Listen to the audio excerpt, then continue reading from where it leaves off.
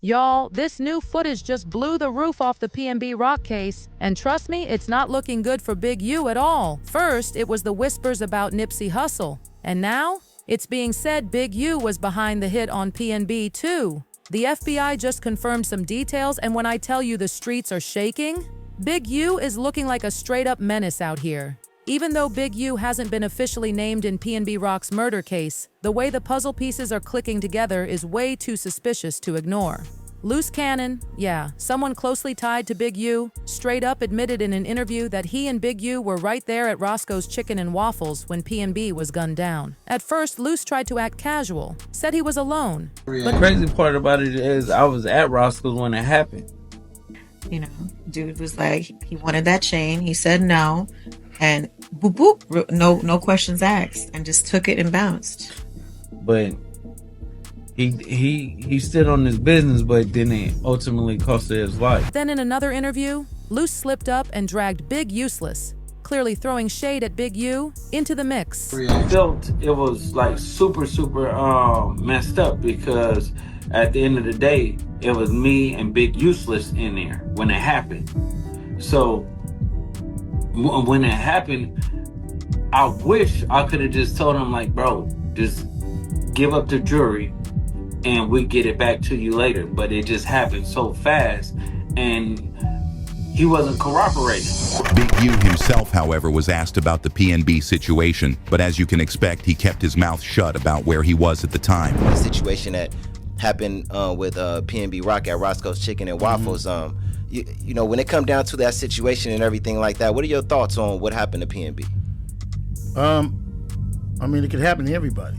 Just to be honest with you, I spoke on that. It's about greed. You know what I mean? Greed, envy, same thing I did. I mean, I did that. I was on the other side of, I grew up and I lived on the other side of what PnB Rock was.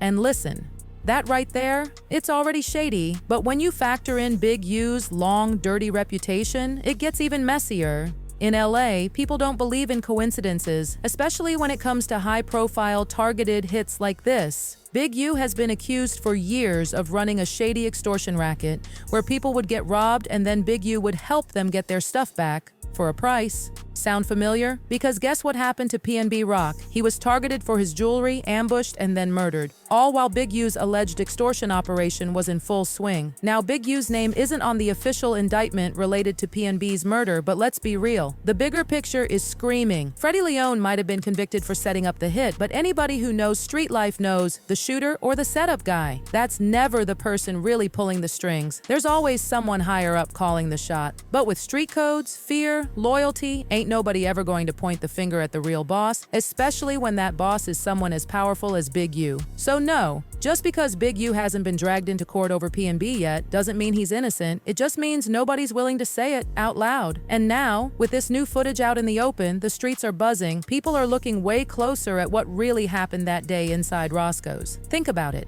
What should have been a chill meal with family turned into a brutal crime that rocked the entire hip-hop world. Was it really just a random robbery, or was PnB Rock's death part of something way more calculated? Loose Cannon's interviews basically put him and Big U at the scene. He didn't straight up say, yeah, we did it, but he admitted they were right there when it all went down. And with everything we know now from Big U's RICO indictment about how he ran his operation, baby, the math is mathing, and it's ugly. Allegedly, here's how the whole scam worked. Big U's team would rob somebody, and then, surprise, offer to help them recover their stolen goods. But of course it wasn't free. Victims had to either pay up or do favors. Loose's casual wording during those interviews, it matches that exact blueprint. You couldn't even get your own chain back without checking in with Big U or his people. That is classic extortion behavior. And in the RICO indictment, Loose Cannon is named as Big U's muscle. The guy who actually went out there robbing people at Big U's command. What's even crazier, PnB Rock himself warned us about this mess before he died. In an interview with Bootleg Kev, PnB said he had already survived multiple robbery attempts in LA.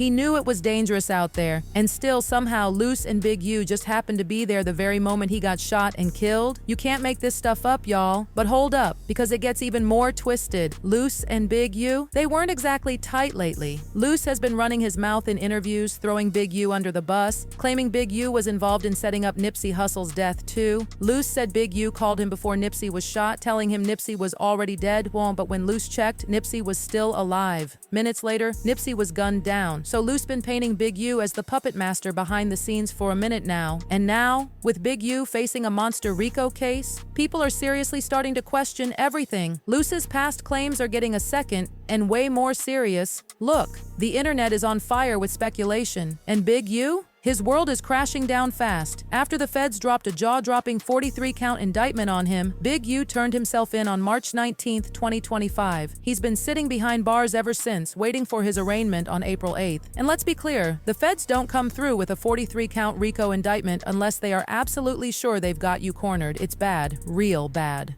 The indictment paints a picture of Big U not as some reformed gang member, but as the kingpin of a mafia-style crime organization called Big U Enterprise. The feds say he was deep into everything: extortion, fraud, murder, you name it.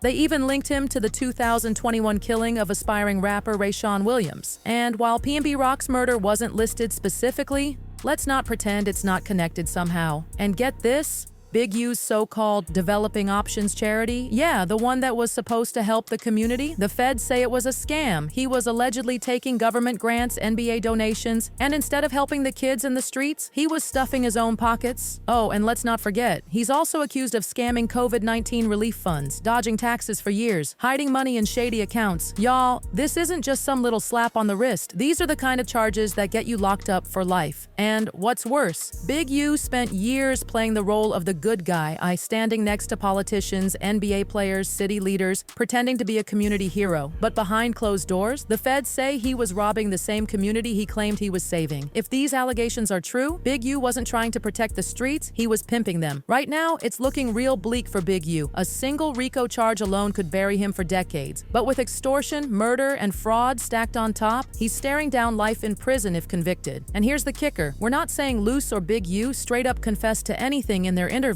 But the way Luce just casually threw out that he and Big U were at Roscoe's when it all went down, knowing Big U's alleged history of setting up robberies, it's a major red flag. So now the question is, do y'all think Luce Cannon and Big U really had a hand in setting up PnB Rock, or was it just a crazy coincidence? Drop your thoughts down below because baby, this story is just getting started.